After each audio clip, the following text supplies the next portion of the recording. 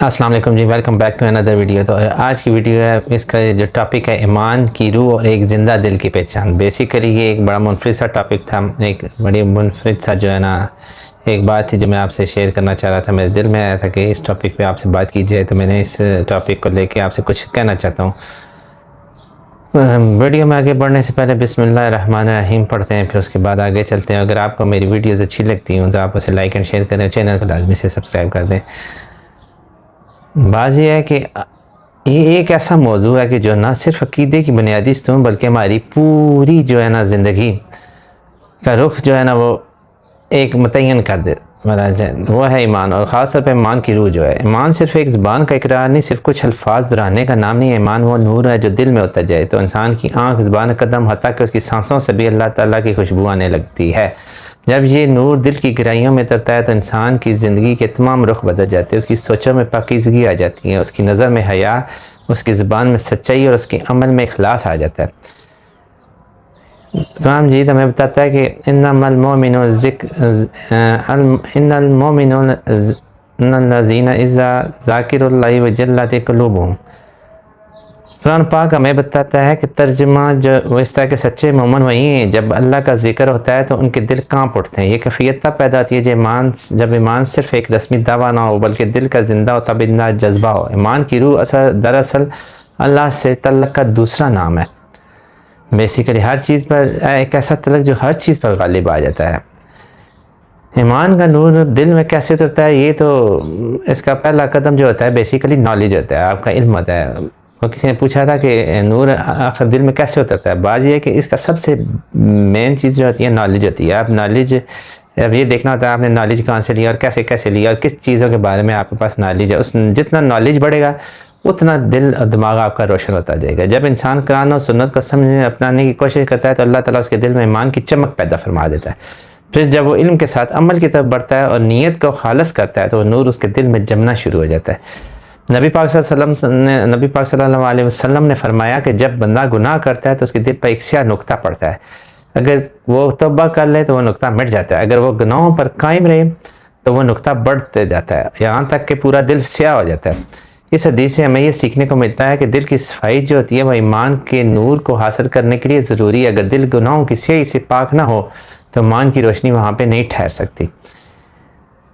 ایمان کی روح دراصل محبت الہی ہے۔ اللہ تعالیٰ سے محبت جو ہوتی ہے وہ ایمان کو روح ہوتی ہے بیسیکلی۔ جب انسان اللہ تعالیٰ سے بے انتہا محبت کرنے لگتا ہے تو وہ ہر کام اسی کی رضا کے لیے کرتا ہے، اور اس کی نماز میں حضوری، اس کے روزوں میں خشیت اور اس کے معاملات میں دیانت اور اس کے اخلاق میں نرمی آ جاتی ہے۔ جیسا کہ حدیث مبارکہ میں فرمایا گیا ہے کہ جس نے محبت کی تو اللہ کے لیے، کسی سے دشمنی رکھی تو اللہ کے لیے، کسی کو کچھ دیا تو اللہ کے لیے، نہ دیا تو اللہ کے لیے، تو اس نے اپنا ایمان مکمل کر لیا ہے۔ سبحان اللہ، ماشاءاللہ۔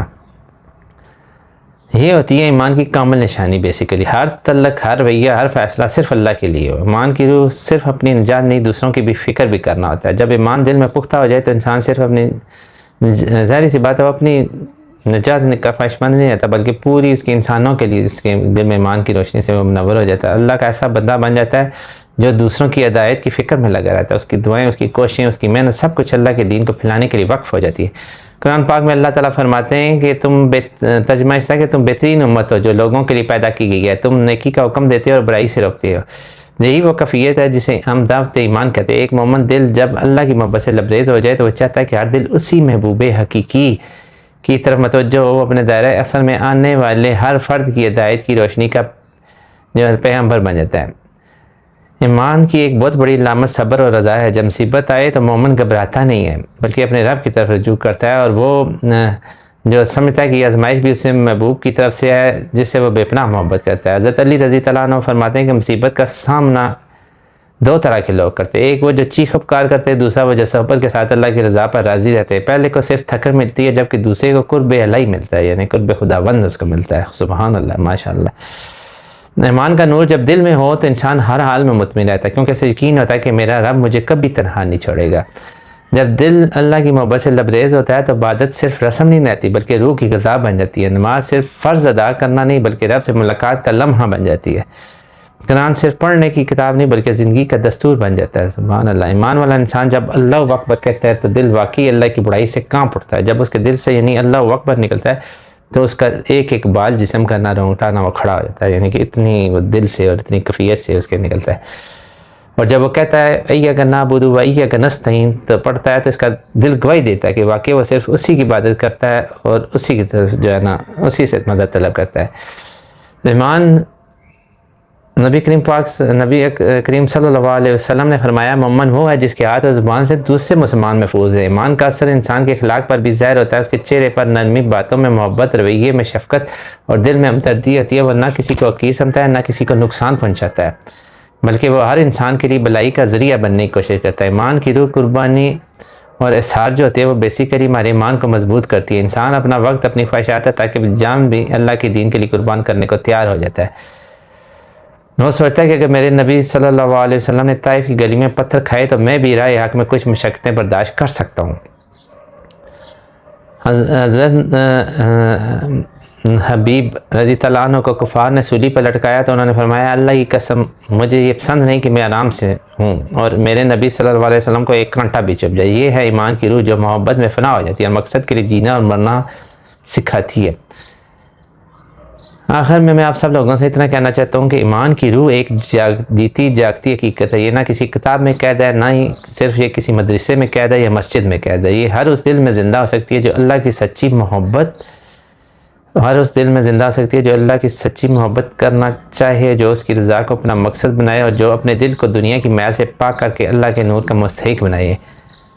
ہم اللہ پاک سے دعا کرتے ہیں کہ یا اللہ ہمیں ایمان کی وہ کیفیت عطا فرما جس میں تیرا ذکر سن کر دل کانپ اٹھے، آنکھیں آنسو بہائیں اور ہم تیرے دین کے سچے سپاہی بن جائیں۔ ہمیں صرف خود کی نجات نہیں بلکہ پوری انسانیت کی ہدایت درکار ہے کا درد فرما دے اور ہدایت عطا کرے۔ ہمیں عبادات میں حضوری اور اخلاق میں نرمی اور مصیبت میں صبر عطا فرمائے۔ ہمیں ایمان کی وہ روح عطا فرمائے جس سے تو راضی ہو جائے، آمین ثم آمین۔ تو کہنے کا مطلب ہے کہ ایسی ہمیں چاہیے ہوتی ہے ایمان کی علاوہ، ہمیں ایسی سوچنا چاہیے کہ اللہ تعالیٰ ہمیں وہ ایمان عطا فرمائے جس پہ ہم اس طرح چلیں کہ ہماری روح جسم ایک پیج پہ آ جائیں، ایک یکجا ہو جائیں۔ جب یکجا ہو جاتے ہیں تو پھر وہ جب بھی اللہ کا ذکر آتا ہے تو وہ اس کیفیت کا نام ہے جو میں اور آپ اندازہ ہی کر سکتے ہیں، کیونکہ جو لوگ ان تجربات سے گزرتے ہیں انہیں بہت بہتر پتہ ہے کہ اللہ تعالیٰ جب وہ ایسی کیفیت بندے پہ لاتا ہے تو انسان کا کیا حالت ہے۔ تو انسان پھر اپنے درد کے بارے میں نہیں سوچتا، اپنے لیے کچھ نہیں سوچتا، وہ ہمیشہ اپنے لوگوں کے لیے، اپنے تمام مسلمانوں کے لیے ہدایت اور ان کے لیے راستہ، ان کے لیے نرمی اور اپنے ساتھ ساتھ ان سب کے لیے بھی بھلائی سوچتا ہے۔ اور یہی انسان کی پازیٹیو تھاٹس ہیں جو انسان کو ہمیشہ رائٹ وے پہ لے کے جاتی ہیں۔ آپ کی دنیاوی زندگی کا یہ جو سفر گزر ہے، یہ جس روڈ پہ آپ چل رہے ہیں، یہ روڈ کا جو آخری سرا ہے وہاں سے آپ نے ایگزٹ کرنا ہے۔ بیسیکلی ادھر ایک ڈور ہے جس کو ہم قبر کہتے ہیں، وہاں سے ہو کے ہم نے آگے نکلنا ہے۔ تو وہاں تک پہنچنے تک یہ جو راستہ ہے، جس کی سمجھ اور عقل اور سارا کچھ ہمیں دیا گیا، جو ہماری آزمائش ہے، یہ راستے میں جو کچھ آ رہا ہے وہ ہماری آزمائش چل رہی ہے۔